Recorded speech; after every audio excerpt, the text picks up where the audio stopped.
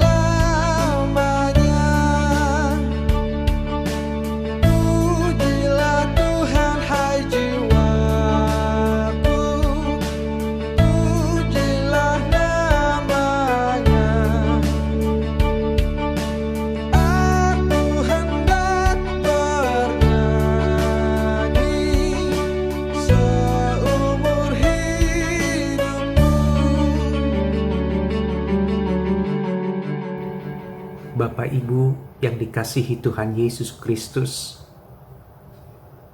di masa pekan doa ini kita akan merenungkan tentang pekerjaan Roh Kudus yang memampukan kita untuk bersyukur. Sebelum kita merenungkan firman Tuhan, mari kita berdoa. Bapa di sorga, kami mengucap syukur di tengah pekan doa saat ini. Kami diingatkan oleh Tuhan bahwa kami harus belajar mengucap syukur. Namun kami ingin diajar Tuhan terlebih dahulu bagaimana caranya kami mengucap syukur. Kiranya Tuhan menerangi pikiran dan hati kami sehingga kami dapat memahami firman-Mu, kami dapat memahami pikiran-pikiran-Mu, dan kami boleh menjadi pelaku firman Tuhan. Dalam nama Tuhan Yesus kami berdoa. Amin. Bapak Ibu yang dikasihi Tuhan Yesus, firman Tuhan yang menjadi dasar perenungan kita saat ini diambil dari Injil Lukas pasal 17 ayat 11 sampai ayat 19. Injil Lukas pasal 17 ayat 11 sampai ayat 19 dicatat demikian. dalam perjalanan Yesus ke Yerusalem, Yesus menyusur perbatasan Samaria dan Galilea. Ketika Yesus memasuki suatu desa, datanglah 10 orang kusta menemui Yesus.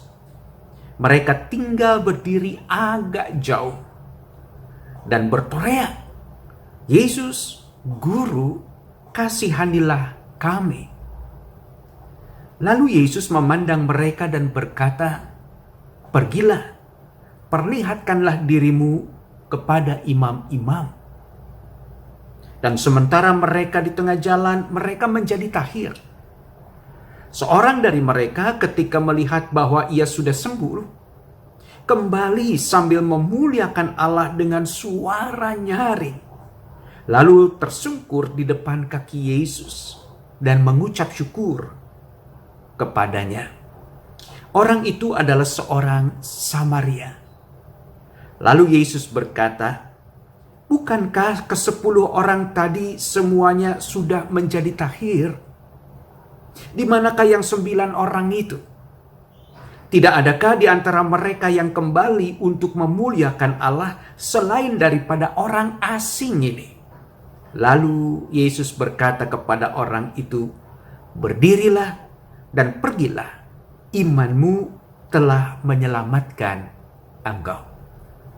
Sedemikian firman Tuhan. Yang berbahagia adalah saudara dan saya yang membaca, mendengar, merenungkan, melakukan firman ini serta memeliharanya dalam kehidupan sehari-hari. Haleluya. Bapak Ibu yang dikasihi Tuhan, banyak hal dalam hidup ini yang membuat seseorang jadi tidak menarik. Entah tutur katanya yang kasar, entah cara ucapan yang seringkali menyakiti orang-orang yang ada di sekitarnya. Walaupun ia seorang yang kaya, walaupun dia seorang yang sukses, walaupun dia seorang terpelajar, namun semua menjadi tidak menarik. Injil Matius pasal 23 ayat 27, Yesus mengatakan bahwa orang-orang Farisi, ahli-ahli Taurat, ingat, engkau seperti kuburan yang dilabur bersih. Dari luar kelihatannya bersih, namun di dalamnya tulang belulang dan kosong. Saudara yang dikasihi Tuhan Yesus Kristus, orang-orang kusta sudah ada sejak dari zaman sebelum Yesus. Mereka adalah kelompok orang-orang yang disisihkan. Mereka adalah kelompok orang-orang yang tidak mendapat perhatian yang semestinya sebagai sesama manusia. Bahkan firman Tuhan mengatakan bahwa orang-orang ini, yaitu yang menderita kusta, adalah orang-orang yang harus dijauhi, najis bagi mereka. Dicatat dalam Imamat 13 ayat 46 bahwa orang-orang yang menderita kusta harus dijauhi. Dan bahkan mereka harus tinggal bukan di dalam kota, tetapi mereka harus menyingkir keluar kota. Penyakit kusta adalah gambaran tragedi kehidupan manusia. Bukan masalah sakit kustanya, tapi persoalannya adalah orang yang menderita sakit kusta. Mereka harus mengalami pelecehan. Mereka harus mengalami diskriminasi. Mereka harus mengalami tekanan-tekanan. Mereka harus mengalami sumpah serapah orang. Mereka harus mengalami begitu banyak penderitaan. Jadi yang membuat hidup mereka semakin berat bukan karena sakit kustanya. Tapi bagaimana tanggapan orang-orang yang ada di sekitarnya terhadap diri mereka? Dan ketika Yesus dalam perjalanannya ke Yerusalem, dia berada di perbatasan. Dikatakan dalam firman Tuhan, di perbatasan antara Samaria dan Galilea. Jadi rupanya disitulah banyak berkumpul orang-orang yang sakit kusta. Baik dari kelompok orang-orang Yahudi Selatan maupun dari orang-orang Yahudi Utara, yaitu Samaria. Dicatat dalam bacaan yang baru saja kita baca tadi, Yesus melewati satu desa. Banyak para penafsir menafsirkan bahwa desa tersebut kemungkinan besar adalah wilayah atau tempat penampungan orang-orang yang sakit kusta, yang diusir keluar dari kota. Bapak Ibu Saudara yang kasih Tuhan Yesus Kristus, dalam perjalanan itu Yesus melihat ada 10 orang kusta datang menghampiri Yesus. Namun mereka menjaga jarak dengan Yesus. Mengapa? Karena mereka sadar siapa mereka. Mereka sadar bahwa mereka adalah orang-orang tersisih, orang-orang terbuang, yang tidak mungkin bisa berdampingan dengan Yesus, orang Yahudi. Orang yang berasal dari kelompok Yahudi Yerusalem. Atau yang banyak dikenal dengan Israel Selatan. Bapak Ibu Saudara yang dikasihi Tuhan Yesus Kristus, saya percaya orang-orang kusta ini tidak pernah berharap bahwa mereka akan menderita kusta. Itu juga gambaran dalam kehidupan kita. Banyak hal yang kita tidak pernah rancang, namun itu bisa terjadi dalam hidup kita. Sehingga kita membutuhkan pertolongan. Kita membutuhkan sapaan Tuhan. Kita membutuhkan belayan Tuhan.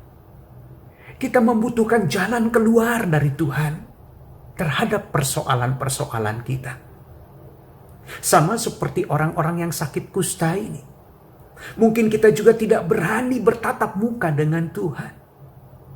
Namun di dalam hati kita yang paling dalam kita berseru, Tuhan, aku orang berdosa. Tuhan, aku sudah melangkah di dalam perjalanan yang salah. Aku sudah mengambil langkah yang salah di hadapan Tuhan. Ampuni aku Tuhan. Tunjukkan jalan keluar bagiku Tuhan. Harapan saudara sama seperti harapan orang-orang yang sakit kusta. Mereka membutuhkan pemulihan. Justru dalam iman saudara sama seperti orang-orang yang sakit kusta. Mereka sudah mendengar tentang Yesus. Mereka sudah mendengar tentang pekerjaan-pekerjaan Yesus yang luar biasa. Dan mereka datang pada orang yang tepat. Mereka datang pada Yesus, sosok yang tepat.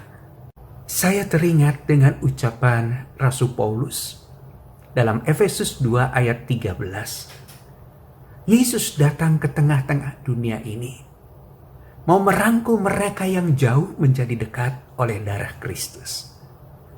Kehadiran Yesus di tengah-tengah orang kusta, yang menjaga jarak yang jauh dengan Yesus. Namun Yesus mau menjadikan mereka dekat dengan Dia. Itu sebabnya Yesus katakan, pergi, katakan atau perlihatkan kepada para imam.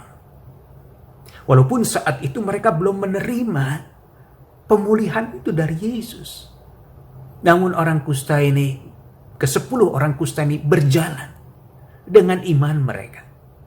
Sama seperti kita juga membutuhkan Tuhan. Tuhan yang selama ini jauh dari kehidupan kita. Mengapa Tuhan jauh dari kehidupan kita? Karena kita terlalu banyak membuka diri kita pada persoalan-persoalan dunia ini. Karena kita menganggap bahwa kita hidup di dunia ini, maka kita harus dekat dengan persoalan-persoalan dunia ini. Sehingga hubungan kita dengan Tuhan jadi semakin jauh. Keakraban kita dengan Tuhan jadi semakin renggang.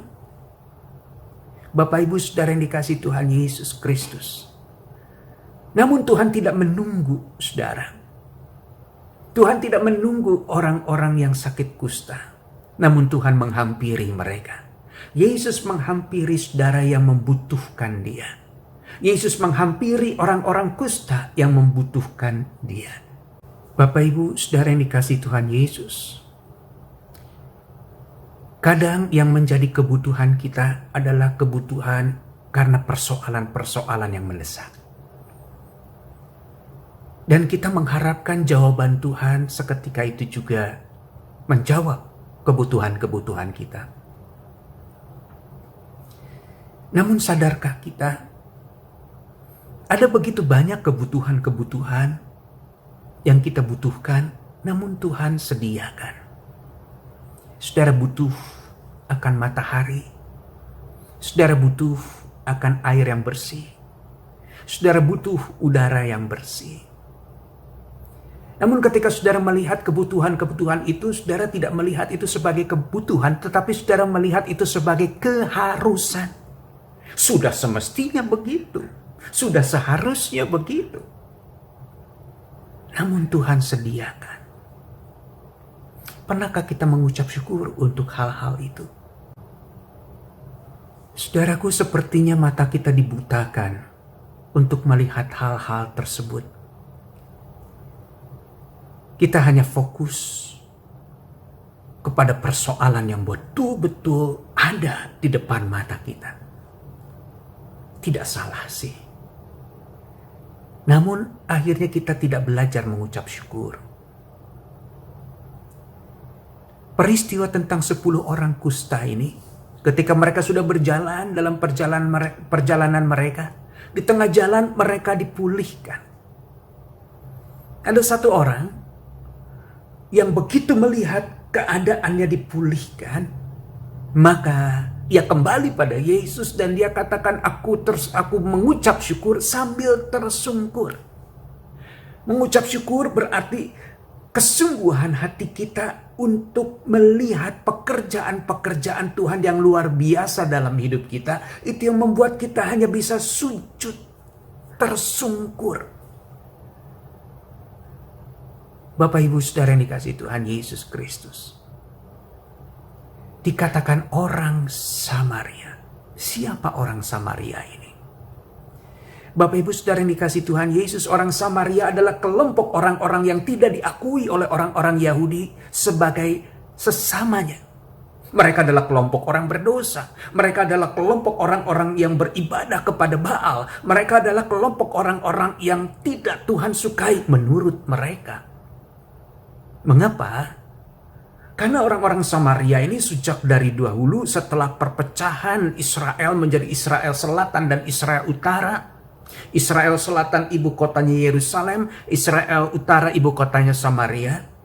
Nah, kelompok orang-orang dari Israel Utara ini sudah kawin mengawin dengan penduduk setempat. Mereka sudah menyembah dewa-dewa penduduk setempat. Mereka sudah mencampur adukan ajaran-ajaran dari penduduk setempat, dewa-dewa penduduk setempat dengan Allah mereka. Itu yang digambarkan oleh orang-orang Yahudi Selatan sebagai kenajisan. Udah gak murni lagi. Udah gak benar-benar Yahudi lagi. Itu sebabnya mereka disebut orang-orang yang bukan selevel dengan orang-orang Yahudi Selatan. Yaitu yang ibu kotanya Yerusalem.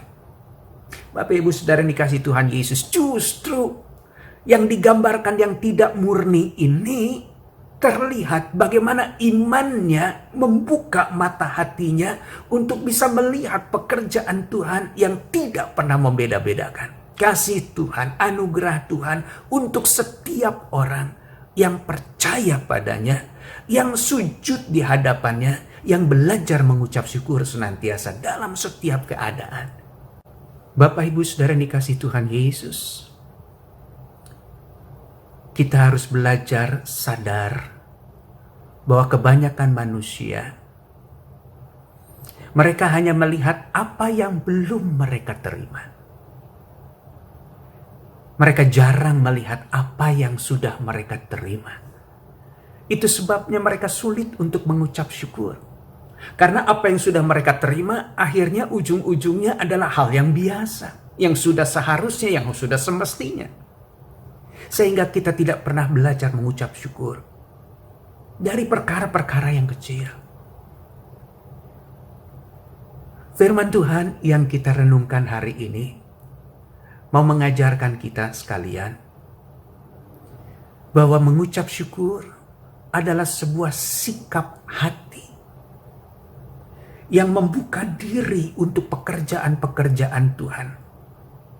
Dari menit ke menit, dari jam ke jam dalam hidup ini.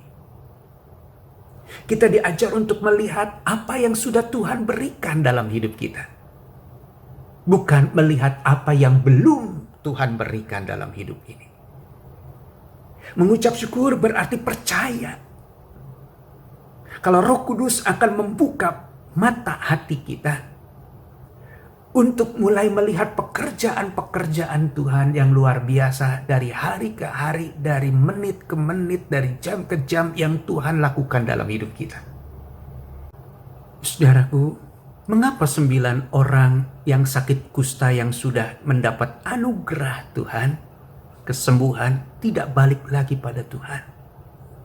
Karena mereka menganggap pemulihan itu adalah kewajiban Tuhan yang harus memulihkan mereka.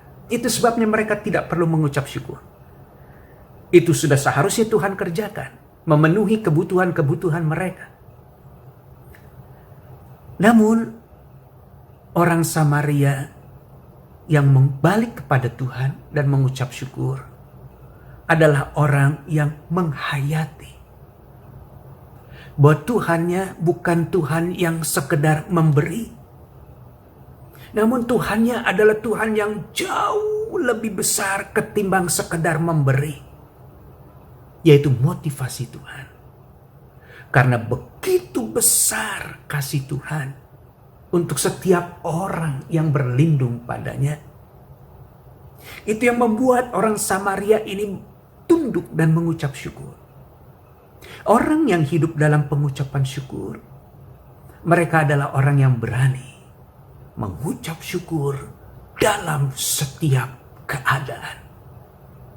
Saudara, mengucap syukur yang sangat-sangat luar biasa itu akan menjadi hal yang terindah dalam hidup saudara, yaitu saat saudara mengucap syukur dalam keadaan saudara sulit untuk mengucap syukur.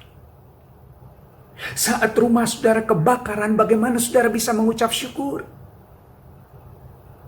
Saat bisnis saudara hancur, bagaimana saudara bisa mengucap syukur?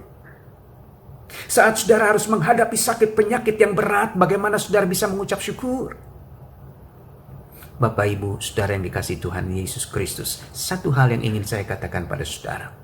Ketika saudara belajar mengucap syukur di tengah-tengah situasi yang paling sulit dalam hidup saudara, itu mau menggambarkan imanmu yang sama seperti orang Samaria ini. Belajar untuk menghayati setiap langkah, setiap detik, setiap menit anugerah Tuhan itu melimpah dalam hidup kita. Anugerah yang menjamin hidup kita ke masa depan. Dan itu yang membuat kita selalu melihat hidup ini jadi semakin indah. Namun orang yang tidak pernah mengucap syukur, tidak pernah bisa melihat hidup ini sebagai sebuah keindahan yang Tuhan berikan dalam hidupnya. Mereka hanya bisa menggerutu, dan menggerutu. Dan itulah orang-orang atau anak-anak Allah dalam kehidupan orang-orang Yahudi. Saat mereka harus menjalani perjalanan di padang gurun, begitu banyak mujizat-mujizat Tuhan mereka alami, namun mereka tidak atau sulit mengucap syukur. Mereka hanya menggerutu, mereka hanya mengeluh pada Tuhan. Sekali lagi, mereka hanya melihat apa yang mereka butuhkan, apa yang belum Tuhan berikan pada mereka, bukan apa yang sudah Tuhan berikan pada mereka. Ketika mata hati kita tertutup untuk melihat pekerjaan-pekerjaan Tuhan yang Tuhan berikan, nyatakan dalam hidup kita, Roh Kudus akan memampukan kita untuk membuka mata hati kita, melihat pekerjaan-pekerjaan Tuhan yang luar biasa. Dan jangan mengeraskan hatimu ketika engkau disadarkan bahwa Tuhan begitu baik dalam kehidupanmu, bahwa Tuhan begitu memperhatikan hidupmu, bahkan di tengah-tengah kesulitanmu, Tuhan masih tetap mengatakan, marilah kepadaku yang letih, lesu, dan berbeban berat, aku akan berikan kepadamu kelegaan. Begitu besar kasih Tuhan dalam hidupmu. Mari kita belajar mengucap syukur. Mungkin ada yang bertanya, bagaimana caranya secara praktis saya belajar mengucap syukur? Bapak Ibu Saudara yang dikasihi Tuhan Yesus, saya berikan beberapa hal praktis. Yang pertama, janganlah melihat pada apa yang belum Tuhan berikan dalam hidupmu. Tapi lihatlah pada apa yang sudah Tuhan berikan selama ini dalam hidupmu. Baik hal-hal yang kecil maupun hal-hal yang besar. Itu yang membuat engkau semakin sujud di hadapan Tuhan. Seperti orang Samaria tadi. Dia mengucap syukur karena apa yang dia terima dari Tuhan. Itu yang membuat saudara tunduk. Itu yang membuat saudara sujud di hadapan Tuhan. Yang kedua, nyatakan syukurmu dalam doa-doamu. Katakan pada Tuhan, Tuhan terima kasih untuk keadaan keadaan yang baik maupun keadaan yang buruk menurut ukuran manusia. Namun saudara melihat setiap keadaan itu baik di mata Tuhan. Mengapa? Karena saudara imani Tuhan turut bekerja dalam setiap keadaan. Tuhan tahu keadaan saudara. Tuhan tahu persoalan saudara. Setiap detik, setiap menit, setiap jam, mata Tuhan, hati Tuhan, pikiran Tuhan tertuju pada saudara. Yang ketiga, mintalah Tuhan mengajar saudara dan memberikan saudara kekuatan agar saudara mampu untuk mengucap syukur dalam keadaan-keadaan yang sulit. Karena saudara percaya, sekali-kali Tuhan tidak pernah meninggalkan saudara, sekali-kali Tuhan tidak pernah membiarkan saudara. Yang terakhir, nyatakan syukur saudara dengan memberikan rasa syukur itu pada orang-orang yang ada di sekitar saudara yang belum bisa mengucap syukur. Biarlah mereka boleh melihat apa yang saudara lakukan dalam hidup saudara, sehingga mereka mengalami sukacita Tuhan, kasih Tuhan saat itu, yang mampu mengubah cara berpikir mereka melalui tindakan kasih-Mu pada mereka. Percaya, Roh Kudus akan memampukan saudara untuk selalu mengucap syukur dalam setiap keadaan. Tuhan berkati saudara. Bapak Ibu, saudara yang dikasihi Tuhan, mari kita berdoa. Tuhan Yesus, kami mengucap syukur karena Tuhan sudah mengajar kami untuk mengucap syukur. Ajar kami melalui Roh-Mu yang kudus untuk mampu melihat hal-hal yang Tuhan sudah berikan, nyatakan dalam hidup kami. Dan ajar kami untuk selalu tunduk di hadapan Tuhan, mengalami kasih setia Tuhan.